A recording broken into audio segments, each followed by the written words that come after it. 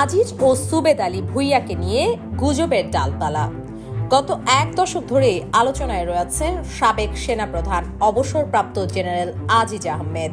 নানাভাবে আলোচনায় এসেছে তিনি। তবে ৫ই আগস্ট শেখ হাসিনা সরকার পতনের পর বেশ আড়ালেই ছিলেন সাবেক এই জেনারেল। অবশেষে দৃশ্যপটে এলেন তিনি। তার সঙ্গে আলোচনায় এসেছেন আরেক সাবেক মেজর জেনারেল ও সাবেক সংসদ সদস্য সুবেদ আলী ভুঁইয়া। একই ফ্রেমে তাদের ধারণ করা একটি ছবি সামাজিক যোগাযোগ মাধ্যমে ঘুরে বেড়াচ্ছে।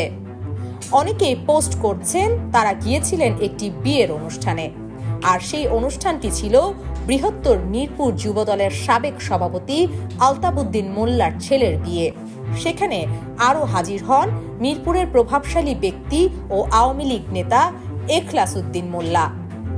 অনুষ্ঠানে আজিজ আহমেদ, সুবেদ আলী ভুঁইয়া ও এখলাস মোল্লাকে একই ফ্রেমে দেখা গেছে বলে দাবি করেছেন কেউ কেউ। আরেকজনের পোস্ট করা ছবিতে আওয়ামী লীগের সাবেক সংসদ সদস্য আগা খান মিন্টুকেও দেখা গেছে। নানা ধরনের নিষেধাজ্ঞার জন্য আলোচিত আজিজ আহমেদ হঠাৎ দৃশ্যপটে আসার শুরু হয়েছে নানা আলোচনা। এছাড়া দেশের চলমান পরিস্থিতিতে আওয়ামী লীগ, বিএনপি ও সাবেক সেনাপ্রধান যদি একই অনুষ্ঠানে হাজির হন তাহলে তা নিয়ে আলোচনা হওয়ারই কথা। তবে ঢাকা টাইমসের পক্ষ থেকে এ ঘটনার সত্যতা নিশ্চিত করা যায়নি। সাবেক সেনাপ্রধান জেনারেল আজিজের ঘনিষ্ঠ একাধিক ব্যক্তি জানিয়েছেন, আজিজ আহমেদ গত কয়েক মাস ধরেই সপরিবারে আবুধাবিতে অবস্থান করছেন। তাই তার পক্ষে ঢাকায় কোনো বিয়ের অনুষ্ঠানে হাজির হওয়া একেবারেই অসম্ভব। হয়তো যে ছবি ছড়ানো হয়েছে তা আগের হতে পারে, অথবা এডিট করা হতে পারে। নতুন করে তাকে আলোচনায় আনতে এই ছবি ছড়ানো হচ্ছে। এদিকে সুবেদ আলী ভুঁইয়া ও এখলাস উদ্দিন মোল্লার সঙ্গে মোবাইল ফোনে যোগাযোগের চেষ্টা করেও পাওয়া যায়নি।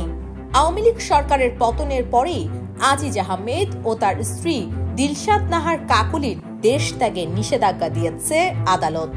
তাদের বিরুদ্ধে চলমান রয়েছে দুদকের অনুসন্ধান। এর আগে জেনারেল আজিজ ও তার পরিবারের সদস্যদের বিরুদ্ধে দুর্নীতির অভিযোগ এনে নিষেধাজ্ঞা দেয় মার্কিন যুক্তরাষ্ট্র। ফলে সেই দেশ ভ্রমণ করতে পারবেন না তারা।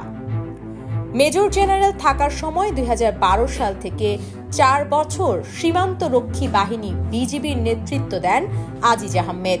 তার ভাই শীর্ষ সন্ত্রাসী হারিস ও জোসেফের নাম বদলে পাসপোর্ট করার বিষয়ে আজিজ আহমেদের সহযোগিতা ছিল বলে অভিযোগ উঠেছে। এছাড়া তার কারণেই জোসেফের সাজা মওকুফ করা হয়েছে এমন আলোচনাও ছড়িয়েছে বেশ আগেই।